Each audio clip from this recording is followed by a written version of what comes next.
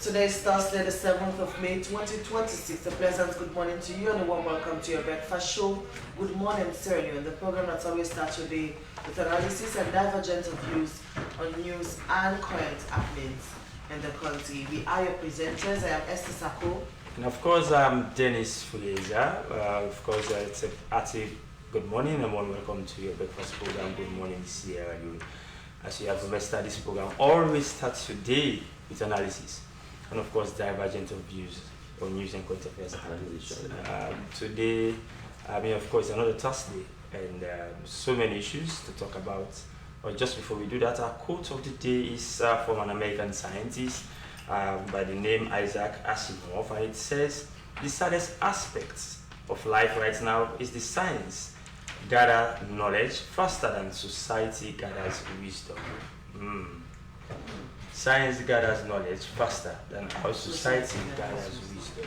Oh, this is definitely, and it's so deep that you will have to ponder on it so that you grasp what it means. But definitely, it's a food for thought. Coming up on this Thursday, 7th May edition of your breakfast program, APC MPs officially end boycott and return to Parliament.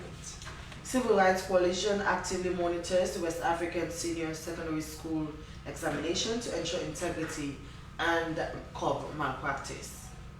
And National Security and Central Intelligence Acts for 2025, passed by Sierra Leone's Parliament in April this year, repeals and replaces the 2023 Act to restructure the nation's security architecture. All these issues are going to be discussed in the next 55 minutes of the program. Stay with us. The program is Good Morning Sierra Leone.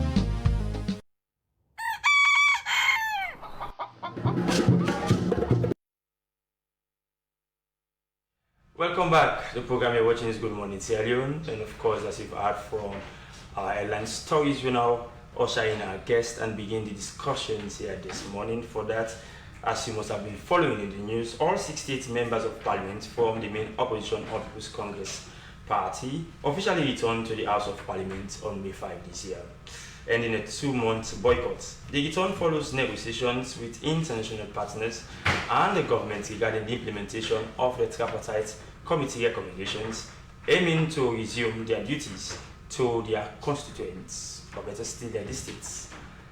Speaker Honorable Senator Solomon Thomas, welcoming them back to the well of Parliament, commended the opposition MPs for rejoining debates on national affairs. The decision stems from pressure to serve their constituencies and agreement to reach following mediation by international partners, ECOWAS, Commonwealth, and African Union to address issues surrounding the 2023 elections, results, and electoral reforms. Also, the APC met with the President, Dr. Julius Madabiu, at State House, despite the absence of ruling party MPs. APC's re-entry into parliamentary debates marks a significant step towards restoring political dialogue and legislative balance. In the studio this morning, we've been joined for more on this discussion by the spokesperson of the People's Congress Party in Parliament, Honorable Dr. Sori Umfa-Koroma. Good morning, Honorable Koroma. Welcome to the program. Good morning, and thanks for having me. All right. Of course, you know, your party recently had a media engagement which really suggested, I mean, the fact that you never for once, I consider your action to boycott Parliament as a regrettable one. And then, of course, over the political disagreements, you've earned the political statement, and you are back into, well, can I say back into action? Now, the question is, are you still as proud as a peacock, standing by this decision of the party? Yes, absolutely. I mean, our engagement over this 6 weeks has been very critical and has been very deep in terms of ensuring that we get back on the path to bringing us to a democracy that we as a nation could be enviable about. Definitely with the communique, everybody that read it or everybody that have listened to it can actually deduce that we actually accomplished a lot as a country at the end of the day. I mean, we noted that there was an agreement for national unity. We also noted that there was a tripartite recommendation to ensure that we reform our electoral laws heading to the next election. We noted the challenges that we had as a country after the concluded 2023 elections, and we vowed to ensure that we do not return to that ugly past. So because of that, an agreement was set up, but we saw a deviation from that agreement when an appointment of Leone happened. And also we noted some deviations in the agreement when some of our concerns that we raised along the process were not answered to immediately. So at the end of this engagement, of course, the mission that came stated that both parties agreed to deepen collaboration, renew trust, build consensus, sustain dialogue, improve information sharing, and inclusive decision making. So absolutely, we are proud that the boycott happened in the first place, because before that, we would not have had a reset into what we are trying to do. Because in all of this reform, it will stand to benefit both sides, whether government now or opposition, or government tomorrow, or government after now, or opposition after now. So are all of your demands met by the government for you to return to governance? Well, the APC as a party had key demands, but in any negotiation, you cannot expect 100% accomplishment. But of course, you learn to accept the ones that you won, and the ones that you lost, you have to deal with it, because it's all about compromise and collaboration. So yes, we cannot say 100%, but our key demands were addressed, and some of them were noted in the communique as information that the mission saw, and as an information the mission urges both sides to adhere to. So definitely our key demands were met, especially when it has to do with census, when it has to do with setting up the committee in Parliament, when it has to do with laying the documents in Parliament, when it has to do with restructuring of the ECSL. All of that were met, but I cannot say they were 100%, but we are happy with what we got out of the agreement. Okay, speaking on the restructuring of the ECSL, we had members of the ruling party, and they mentioned that the appointments of Edmund Alpha is per law and the constitution, and you are saying as a party you had issues with the appointment of the ECSL commissioner, and now they are saying the restructuring does not include the ECSL commissioner. So as a party, what's your stand? That is why it's very important for the committee, the standing committee, to be set up. And in the setting up of this committee in Parliament, it will not just be APC members of Parliament. It will be 60% of the APC members of Parliament, of SLPP members of Parliament, 40% of the APC members of Parliament, and the paramount chief representative. So once Parliament has an opportunity to see what is going on with ECSL, then Parliament will be able to give its own view of what is going on. I think they are pretty much jumping the horse with all of their statements regarding Edmund Alpha. We had a problem and challenge with his appointment. We believe that we should have stuck with what was on track in terms of allowing the system to have a search and nomination committee wherein all of the candidates will be presented to the president to choose among the three. Because of that deviation and several others, we boycotted. But I believe we should, as a nation, allow the whole process to play out, where we can see what is happening with ECSL, where we can review what happened in the last elections and the processes, the systems and all that. Then after that, if recommendations come for his removal and other commissioners or other personnel of the Electoral Commission, then as a nation, we should all come together and do it in the interest of nation.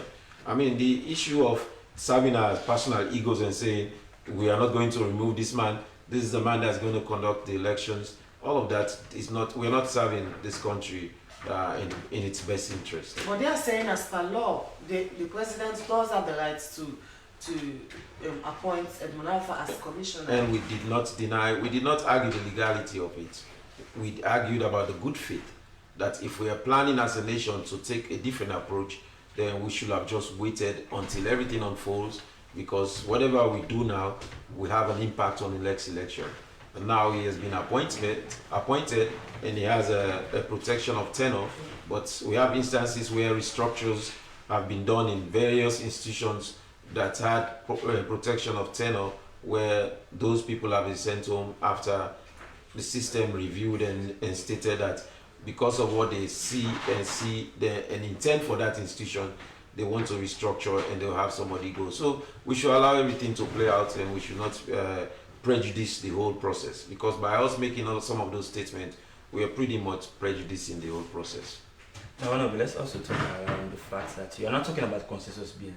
In fact, looking at the current trend, your party seems to be gravitating more towards negotiations and compromises than it used to do before. All the more reason why a lot of Sierra Leoneans are of the view that you never engage more that you should have done, that you are now doing. All the fact that you now have in governance. But the question is, now that you are back in governance, how much more did you consult the people before returning? Well, first of all, I want to disagree respectfully with you that we've not been communicating, or we've not made efforts in the past to communicate. We've been very deliberate about communicating, documenting all our efforts to government and the steering committee, all the operatives that are involved in all those respective offices, in all our issues that we had, especially if it has to do with the setting up of the steering committee, whether the composition did not benefit the APC based on numbers. We also had a communication about the census and our involvement with Statistics Sierra Leone in all what they've been doing. We've also had communications with ECSL in their management. We've asked for information that they've not made available to us. So we've definitely been communicating. And because of the stonewall of our attempts of getting all those informations, has pushed us to the boycott that we went to eventually, because we saw that there was a trend of ignoring our communication, and there was a trend of them following a pattern that we believe if we allow them to continue to go down that road, it will be disastrous for this country and elections in this country. Okay. So definitely we've been in that we've been trying to be communicative, and we intend to stay communicated and engaging with the government and its apparatus. Okay, continue to with us on the program is the parliamentary spokesman of the APC, Honorable Dr. Soyi Mfako Mat. Again, also as they as a party has returned to Parliament to resume their operations. We continue with the program. As the Civil Rights Coalition in Sierra Leone, led by the National Coordinator Alfonso Mani, actively monitors the West African Senior Secondary School Certificate Examination was to ensure integrity and curb malpractice. As an accredited civil society monitor, the CRC works with the Ministry of Basic and Senior Secondary School and WAEC to monitor, engage districts and ensure pupils benefit from the Continuous Assessment Scores CAS system. The CRC has launched campaigns ensuring pupils are properly registered and benefiting from the CAS, working with the ministry to address issues where school authorities fail to upload these scores and combat malpractice. In the studio this morning, we have the National Coordinator for the Civil Rights Coalition, Alfonso Mani, who has been monitoring the 2026 WAS and will speak on the MPSC. Good morning, welcome to the program. Yeah, good morning, thanks for having me. So as a monitor of the WAS exam, the WAS have already started for examinations, how would you describe the atmosphere so far? Well, it's been peaceful, it's been calm, though we have some challenges with regard practicals, but it's been managed by the ministry and WAEC. The exams have just started, and I believe going forward, the ministry, especially the sciences, will put mechanism in place, because we now have in PPs being examined in live practical, unlike what it used to be, you know. So the exams have just started and it's going on peacefully. Okay, so how has the monitoring mechanism been for you as a monitor during this process? Well, we have our do's and don'ts, especially when it comes to WASA international examination. Most of the monitors are from WAEC and MBSSE. Yes, just few issues that we allow our civil society to monitor the exam. So what role do you play in that? Well, we play advocacy role, where there are issues of teachers, principal, they report to us, people report to us, we take those reports to the ministry, we discuss them, and they put mechanism in place to ensure those issues are solved or resolved. Now, Alfonso Mali, you are spotted on our morning coffee program this morning to really have suggested that, of course, parents as well as guardians will also play their part in ensuring that they prepare the kids well for this particular exam. You know, it's becoming well, a culture now in Sierra Leone. Then once they say it's the NPSC exam, you see parents crowding at schools, gates, wanting, some even want to even go into the exam halls with their pupils to take the exams. This is something your coalition frowns at. Why so reason?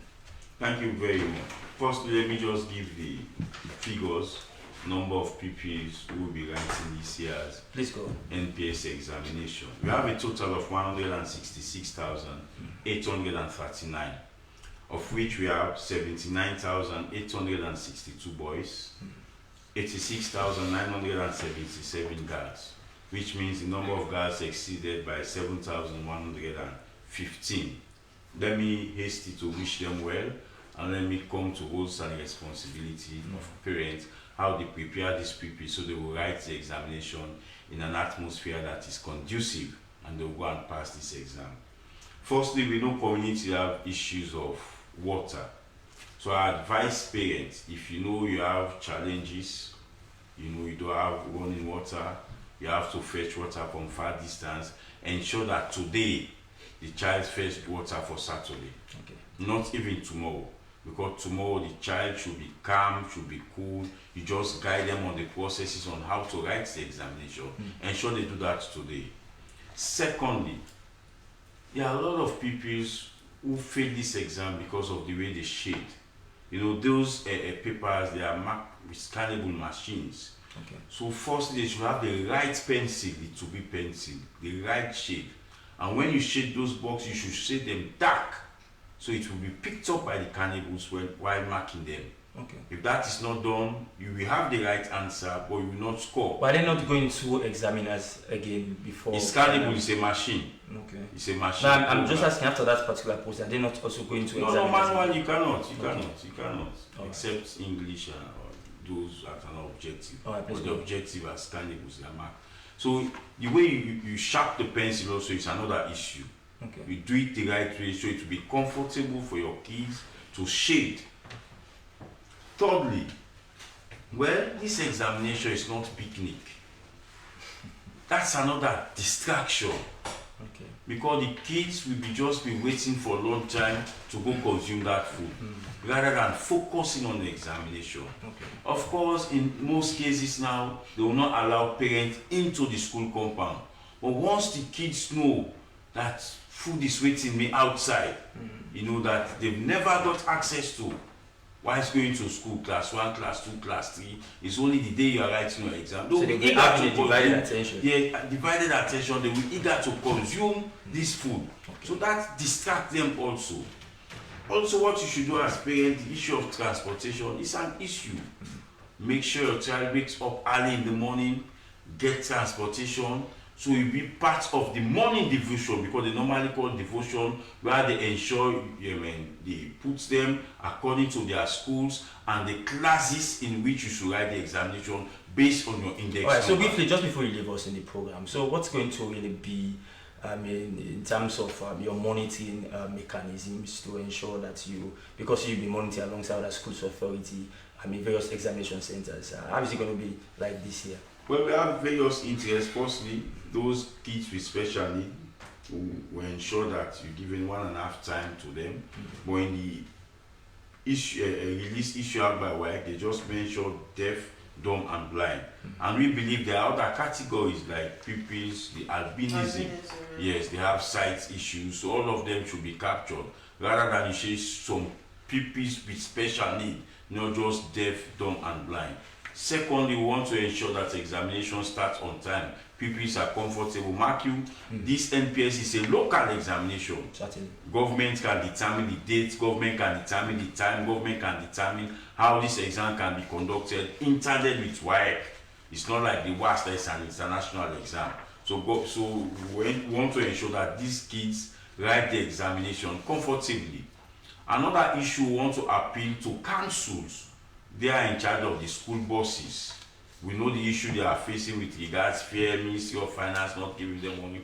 But if these buses are available, the buses should be on the streets early in the morning. Okay. Especially those kids coming from far distance. So you take them, at least you do 1 or 2 trips, to the schools, so ensure all of these people. Have you actually been engaging with them to ensure that they are Well, we don't need to engage them. Okay. They know their responsibility. We are just advocating. Yeah, it's part of your advocacy. That's what we're asking. Well, we engage the ministry. The ministry will talk to them. Nobody would say they are not directed under the ministry. They are owned by council. So the point is, for any examination, you have what is called coordination meeting. That's what we're asking. So our own role is to talk to the ministry. Okay. The ministry will now take notes and talk to other relevant stakeholders. For instance, if we need parliament to do A, B, and C, Okay, the minister is the one who table documents in parliament. Yeah. It's fit to talk to the minister, not parliamentarian. Because the document he tables to parliament is what parliament discuss, what is before them. So that's what we do. And lastly, there are series of subjects. The exam will start at 9, it will end at 3:50. It's a long examination. Quantitative aptitude, mathematics, general paper, verbal aptitude, English 1, English 2. Mathematics. So we want to wish all those pupils well.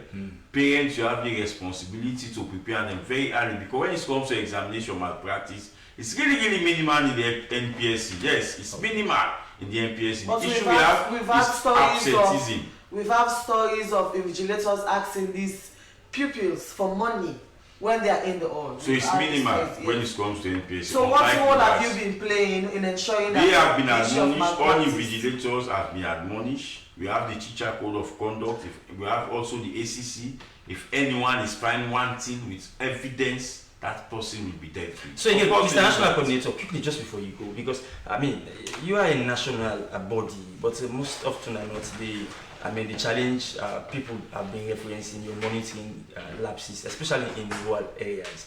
We have what we call CSO Coalition on Education. Okay. They are also doing their bit. As I'm talking to you now, they're also in other studios, attending other television, radio program, doing what I'm doing here. No, not in coming to the radio stations. You being in those centers. No, they have accreditation also to monitor. We ensure they have accreditation to monitor, Oh. especially this NPSC examination. Thank you we very much. recommended a host of our colleagues, civil society, to be accredited to monitor. Thank you very much. He's Alfonso Mali, National Coordinator, Civil Rights Coalition. Talking to us in the program and of course telling us what is going to really be their monitoring mechanism for tomorrow, as they'll be monitoring the National Primary School examination, the NPSC, for pupils in class 6 tomorrow morning. Up next in the program, I want to take our L tips, Esther. And in today's L tip, relax as we bring you the 5-minute meditation. Unwind with this peaceful 5 minutes meditation. Let's go upstairs as you're guided through calming breath, walk, and a relaxing visualization to restore peace and presence. Well, ideal for beginners or a quick mindful break. Let us watch and learn.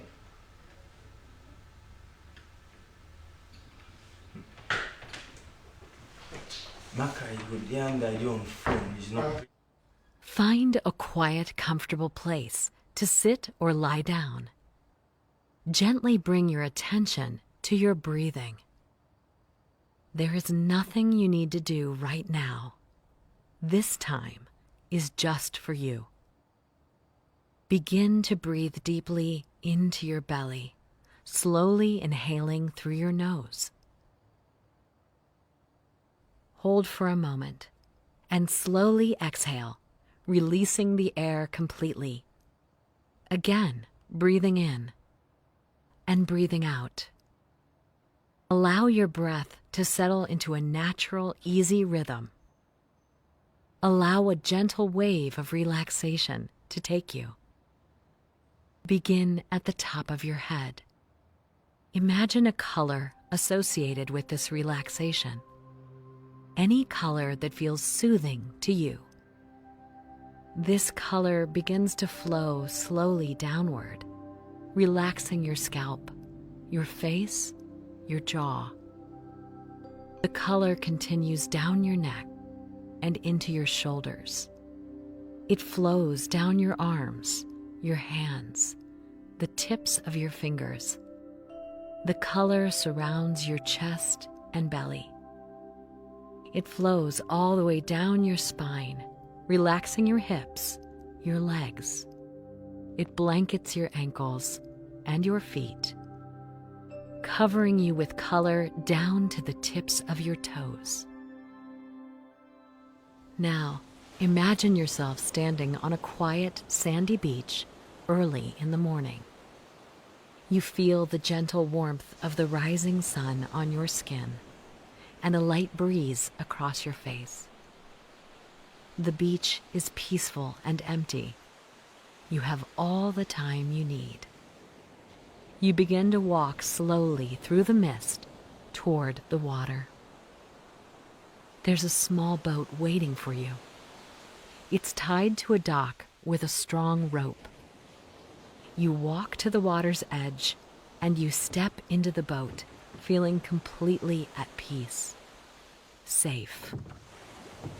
You untie the rope, and the soft current guides you away from the beach.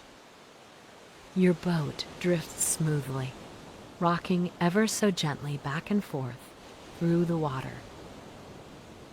A small island comes into view. It's drenched in sunlight. Tropical palm trees sway gently. Your boat comes to rest on the shore. You have arrived. You step out of the boat into this place of sublime beauty.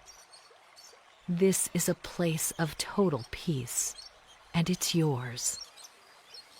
There's a narrow path that leads deep into a rich green forest.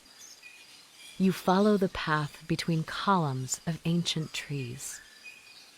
This forest feels familiar to you, comfortable, like the memory of a pleasant dream. You walk deeper into the forest, guided by a force that you trust. Watching is Good Morning Sierra Leone live on the SLBC. Channel 31 TV and across our social media streaming platforms that extend online to found. Delights indeed to have been connected to the SLBC and following the program this morning. We've been having a very exciting, educated discussions here this morning. We still have Honorable Dr.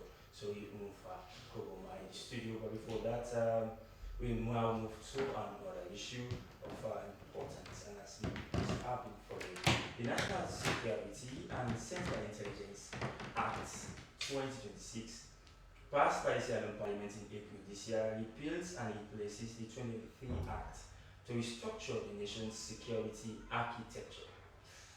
Now, key provisions included creating a specialized state protection service, or SPS, for top officials and strengthening national security oversight amid debates over power concentration. The legislation aims to bolster the internal and external security of Sierra Leone, addressing security threats and providing legal backing to the National Security Coordinator. But in the studio to delve more on this, we've been joined Another person and Director of Strategic Communications at Office of National Security and Development. Good morning, Mr. Ali. Welcome. It's a pleasure having you this morning. Thank you. Good morning. Thank you, viewers. Listeners. All right. More so that now that you have fastly become the legal-minded man. Oh, really? Yes. All right. So, of course, to take us head on, of course, this all-important bill as it shadows are back in the world of Parliament and waiting for presidential accent. Devoid of every other reasons, this is a bill that had generated much public attention, and from the day it was piloted by the Chief Minister in Parliament and through the process of its approval, gaining parliamentary blessing, and now waiting for presidential accent. You may agree with me that a lot has been said already. But now, just for the edification of our following public, why so the need to have acts that will repeal and replace between the National Security and Safety Act? Okay. We welcome the concerns, we welcome the debate, we welcome the various voices because they say the more the merrier. As piloters of the bill, we look forward to having a bill that is responsive to the things that confront us as a people, as a nation. And so even before I go to why we are having a bill of this nature or acting, I want to give a background context. It's the National Security and Center Intelligence Act came into being originally in 2002, which establishes the Office of National Security, allowing me to serve as the Secretary of the National Security Council. Yes, the National Security Council is the highest forum for the consideration and determination of all matters relating to the security of Sierra Leone. And to also serve as a major body, the hub for all the security stations in Sierra Leone. And since its establishment, the Office of National Security, by our own estimation, have been able to play its role and functions effectively in line with its mandate. But security is evolving. Security is a dynamic creature. It is not static. As we go along, things come up. And so, over 20 years ago, when the Act was established and the bonus came into being, several things have happened. So in 2023, it was the thinking of state authorities that because of the various things that have happened and have evolved over a period, there was a need for us to review the Act to make provision for some other issues. And so the Act was reviewed in 2023. Yes. The current enactment or review, if it meets the President's acquiescence to have it accepted, it's going to be National Security and Central Intelligence Act of 2025. Yes. Parliament debated the bill, the content of the bill, on the 28th of April 2026, and they passed it into law, subject to the President's access. But as to why we're having a bill of this nature, why are we having additions of this nature into the bill? Certainly the question. Yes. Before now, we used to have a state protection service. It essentially means providing security to very important persons in society. President, Vice President and their immediate families, Speaker of Parliament, Deputy Speaker of Parliament, retired judges, Supreme Court judges, government ministers. But you must also agree with me that all of those functions now were shifted to the body that has the constitutional mandate, that is the Sierra Leone police to handle. But just so before you make a comment to that, looking at the time frame in terms of the repealing of the previous act of 2002 to 2023, and now you have this one 2023, just 3 years down the line, you are asking for a repeal. Is it that you wanted to add this security protection service into it, or in the interest of adding to the national security architecture? So it's in the interest of adding to national security architecture and state the national security. And there are no hard and fast rules as to repeal or for repeal or review of that. You can be repealed today, and if there are emerging issues for which you want to make amendments for, then you can repeal again at the same act. So So there have been emerging issues that caused. Yeah, so it's upon the realization of the fact that the protection of state officials, even though has been happening, but there were a lot of concerns and challenges. Mostly it was based on the discretion of the powers. So, for example, if I'm president or vice president, it should be at my discretion to select who protects me. And when that obtains, the reality is such persons who will be providing such services will not be accountable to the state, rather they will be accountable to individuals. And that's a dangerous path altogether. And so we now say, let us legislate it to make it mandatory, to make it a law for the provision of security to certain people. So it will not be, for example, me as the national security coordinator determining as to who should have such protection. It is now legislated for by law. So if you are a former president, irrespective of what your political inclination is, if you are a former leader of opposition who has served in parliament, it is by law provided for that you should be given a state protection. That is what obtains in several democracies across the world. In Nigeria, we have the Civil Protection Service. In Nigeria, we have the SSS. In the United States of America, if you want to service, you have the Secret Service. So this is what we aspire towards. And whatever the concerns are, as far as the general public is concerned, we welcome those concerns for the attention of the relevant authorities. So in as much as do that, Mr. Amin, let's dive into the state's protection service for a while. Of course, we have Honorable here, although we've gone past the stage of parliament, it has received parliamentary access. They might only just appeal to President, I mean, to make one or two amendments to it or whatever. But again, now that we now have a bill or an act of such a nature, when it's eventually gets the presidential accent, let's talk us through the state protection service. How efficient is it going to be? Because the worry by many Sierra Leoneans is for it not to be used for political purposes. It cannot be used. The oversight mechanism, the structures that have been put in place, what are the safeguards? Are going to make it very, very difficult to be used. Okay. I mean, in the first place, it has been legislated for and it is functioning within the Office of National Security. Yes. The Office of National Security will agree with me since we were established 23 or 24 years ago. We have been performing our function diligently in line with our mandate. We will not compromise that. What has been done is to add on to our responsibilities. So there will be a council, there will be a command structure that will speak to how this unit functions. Already, like I stated, we have protection for most of the category of persons that we are referring to. But this wasn't legislated for. And mostly it was based on the discretion of the people that are beneficiaries onto this. In the process, people who were actually or who are actually supposed to be benefiting are not benefiting.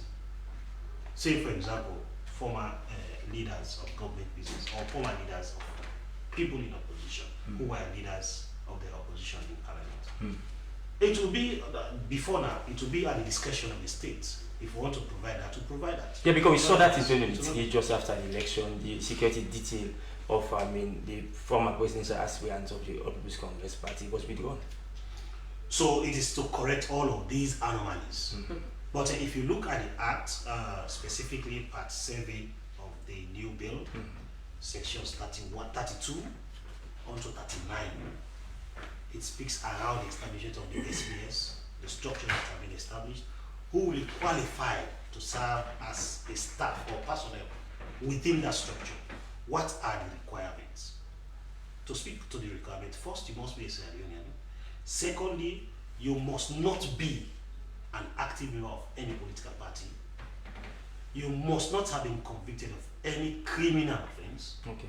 And beyond that, you have to be trained in line with the function that you are going to carry in respect of that protection. So, Mr. Will, you can agree with me that as a country we have very beautiful acts, that bills that will say there's a law that citizens must be protected, there's a law at this, but the reality on the ground is completely different. So let's say this bill gets presidential assent and it becomes a law. How would you ensure as an Office of National Security most of the things that you highlighted, setting up of security personnel and all, is actually put into play and not just a law that is on paper. So that is why the public could now hold whosoever is in charge accountable. I mean, there are oversight bodies. The Office of National Security, the Security Sector, is being supervised by, for example, the Defense Committee in Parliament. Those things that have been put on pen and paper, that has been legislated for, are the things that are expected to be carried out in terms of the day-to-day running of that institution. If that is not being done, then there are accountability, there are checks and balances. Parliament has been playing that role as to supervising what we do, how we do it, and what it is that the public should be able to understand what we are doing. This bill has not been done in isolation. It has been done with wider consultations with the people within the structure that. But in the absence of the opposition. The bill was enacted on the 28th, and it was the day that the opposition returned to Parliament. No, they returned to Parliament just Tuesday. Or Tuesday. Yes. Well, the thing was done on Tuesday. No, it was not on Tuesday. The act was done on the 28th, which was on Tuesday. I don't know whether. No, they're talking about this Tuesday. Or this Tuesday. Tuesday, the 5th. Okay. Yeah. So, but I'm sure that consultations were made. Before now. We are consulted. Those consultations were made. I will not tell what the wider network is in terms of the consulting the opposition. Right. But whatever the concerns are from any angle, including particularly the revived opposition, is one that is welcoming, because what we intend to have is for the benefit of every cell, right. whether in opposition, continue to stay us in the program. Where you consulted as a party? No, not really. I mean, we've not been in Parliament until yesterday, and we've raised our concerns regarding this bill. And of course, we believe that there should be some safeguards that should be in this bill. So we've called on the president to see how he cannot sign it at this point, and probably so Parliament can have another bite at it and have the necessary protections so that it could have the trust of the people. Of course, as Mr. Will just stated, it is intended to serve all of Sierra Leone, whether present or past. Do you think if the APC was in Parliament, this would have been a contentious bill, and that would have had a very stiff debate for especially opposition? Absolutely, we'll have raised our issues and our constraints to just accept it as it is, because besides the fact that they're adding another chapter into it, which is the personal protection, there's also additional burden on government institutions. Let's say for the criminal investigation or the CISA agency, they intend to have a director and director general to occupy positions. So definitely it will be an addition to government burden in terms of the budgets that we've already talked about, the wage bill and all of that. So definitely it will have had a specific scrutiny of the opposition to see whether it is necessary at this point, especially when it has to do with the personal protection. You have also proposed for, the president to really consider, having a rethink on this bill to maybe send it back to Parliament so that you can further strengthen it.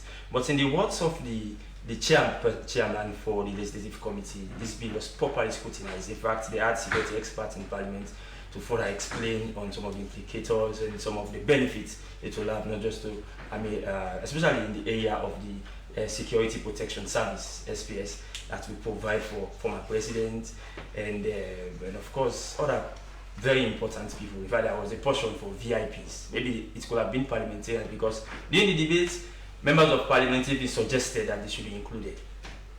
Well, I would say, irrespective of who was in engagement at the time, I'll tell you 52 more members of Parliament were not in engagement.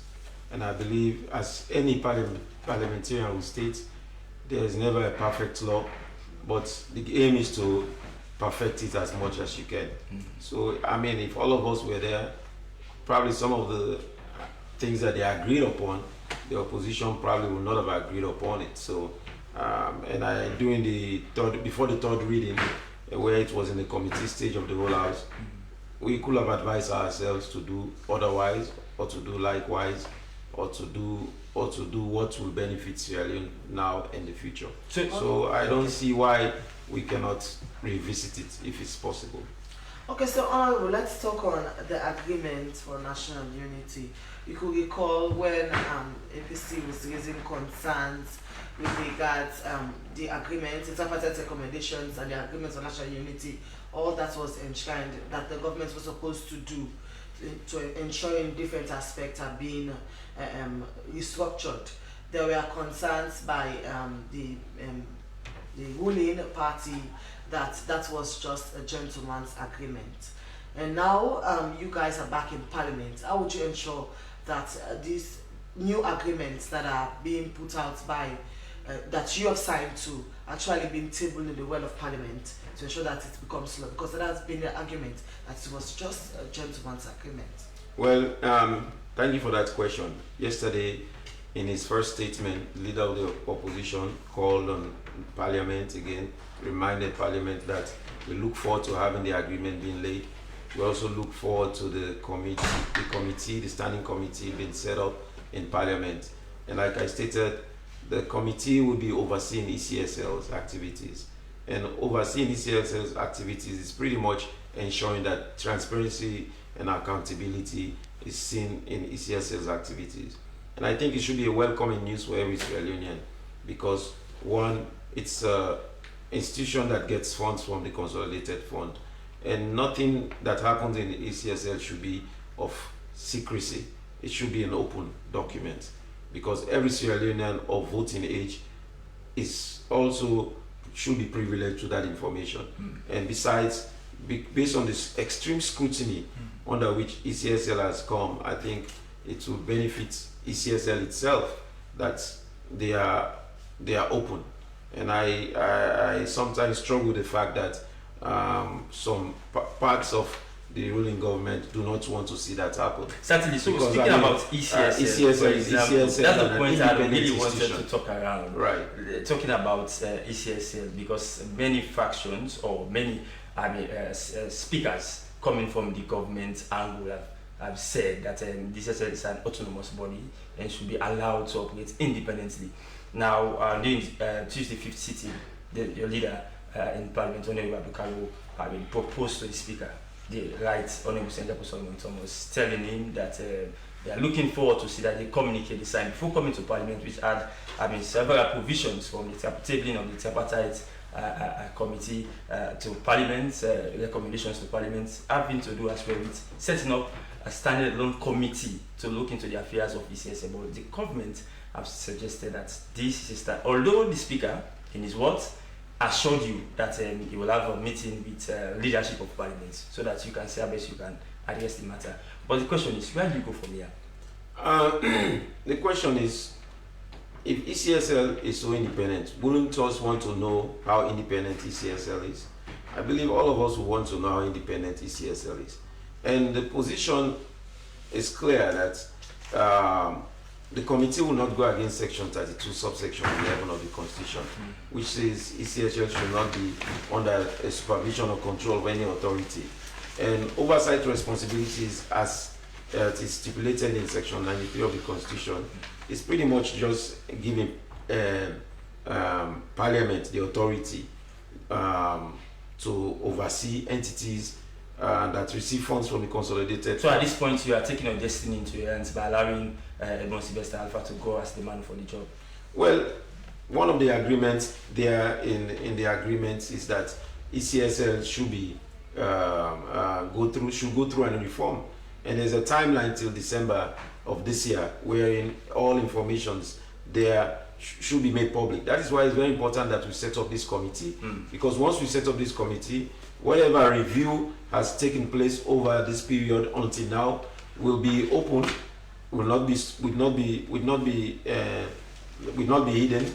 Then the public, including members of Parliament representing Parliament and the Speaker by extension, because every committee is chaired by the Speaker by extension, because every chairperson is under the authority of the Speaker. Okay. So every information there will be made public, and we'll be able to finalize whether Edmond Sylvester should continue in the ECSL in addition to other personnel and commissioners in the ECSL, or whether they should be set aside and allowed for a new and fresh start. All right. Honorable Dr.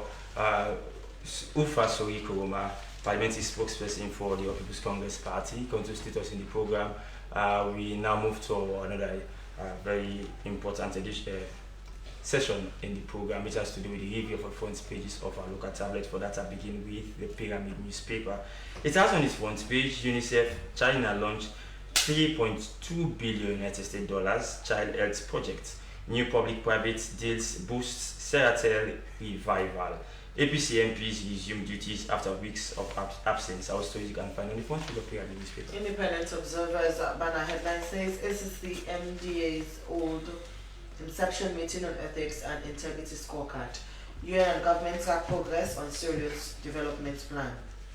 And the Africa Forward Summit, securing balanced and future-oriented partnership between Africa and France. These stories and many more you can find on the Independent Observer newspaper. From the Independent Observer newspaper, the Sierra News has on its front page, President Bureau relaunches Seratel as MVNO, pays $2 million United States dollars to unpaid workers.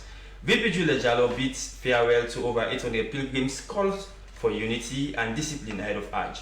World Bank executives tours Sierra Leone hospital cutting maternal deaths. Minister of Information and Civic Education weekly press briefing. Updates on that you can find as well. President Bio and the leadership of APC. A courtesy call but a powerful symbol. Our stories you can find on the front page of Sierra News. Greener newspapers banner headline says PC and Sons spearheads Feed Salon initiative. These stories and many more you can find on the Greener newspaper. Alright, for my final pick on today's newspaper review, with me, the Satellite newspaper. Satellite newspaper has on its front page as policy shifts, US may soon lift salon visa ban. To go with that story is a portrait of the President, His Excellency Dr. Julius Madabio. VP Julia Jallo bids farewell to over 800 pilgrims. NASIT is calm under the DG's leadership. Our stories you can find on the front page of Satellite newspaper. Africa 24 Communications newspaper banner headline says, over polluted rivers, SLPP MP frowns. Finally, President Bio APC meets. Official partnership to revamp Seratel. Is President Bio insistence to fight crime and corruption? That's a question on the Africa 24 Communications newspaper. But viewers, we must quickly note that these headlines read out does not reflect the views of the SLBC, but we are merely reading them out. Well, before we let you go, close the program, I want to be your parting shot to members of the public as in giving them assurance with regards to this new bill. The bill is intended to help strengthen national security and take care of people who are serving the state. I mean, there is no amount too big to pay for security, especially for people that are working for and on behalf of the welfare of the citizens of Sierra Leone.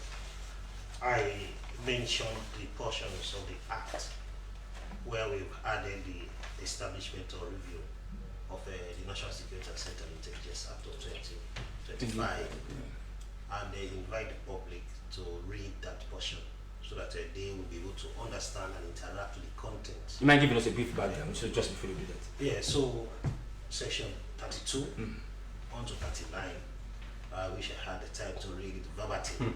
No, just summarize. Yeah. So it's saying that there is the establishment of a National Security Protection Service, a State Protection Service, Yes. which is to ensure that people who served or who are serving government of certain category are provided for. There are two categories. We have the statutory category, those ones that are mentioned in the Act, in the extant law. Okay. And VIPs. And VIPs. And Who are these VIPs? These VIPs could be determined by the council Okay. based on what is referred to as risk-based assessment. For example, by the nature of the job that I say, for example, the speaker or the spokesperson for the the opposition in parliament Okay. is to assess to be one at a very critical at a particular point in time, and that is assessed to be a risk-based. So in a nutshell, it is at the wills of the council, the wills and pleasure of the council to determine that will be assessed. Okay, that thank will you be very done much. based on assessment. Thank you very much. And quickly over to you, Honorable. Of course, so much to talk about, so much to say, but time is not really our friend. You are back in Parliament, continuing your representation of the people of Sierra Leone, and of course, contributing to national governance.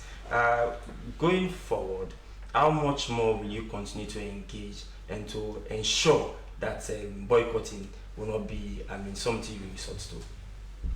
We continue to collaborate with government. We continue to ensure that information sharing is evident. We continue to ensure that we deepen our relationship and collaborate with us. I believe if government continues or continue or try to be a listening government, then we can all agree to disagree, and we can all agree to come and see how we can forge ahead. And if that happens, then boycott will not be something that will be the last resort, because we will have arranged all of our leanings before it becomes. Thank you very much. He's Honorable Dr. Soy Umfa Kuruma, parliamentary spokesperson for the All People's Congress Party. And on that note, to bring down the curtains into this edition of a breakfast program. Good morning, Sierra. This has been educating, exciting, of course, informative. Thank you very much for sharing your time with us. And many thanks to the production crew and all of us from Broadcasting House. I'm Dennis Fraser. And I am Esther Sako. Quickly took our quote of the day, and it's from American scientist Isaac Asimov, and it says, "The saddest aspect of life right now is that science gathers knowledge faster than society gathers wisdom." Good morning, sir. Your returns tomorrow. I am Esther Sako. Stay glued to your public broadcaster, the SLBC, if you can. Have a wonderful day. Bye-bye. As a mother of the house, whenever I want to prepare palm soup, there's no need pounding palm fruit. All I need is Nkulenu's Ghana's original palm soup base. My soup is done, and its preparation, it is not difficult at all. Nkulenu palm soup base, it's easily done with no difficulties.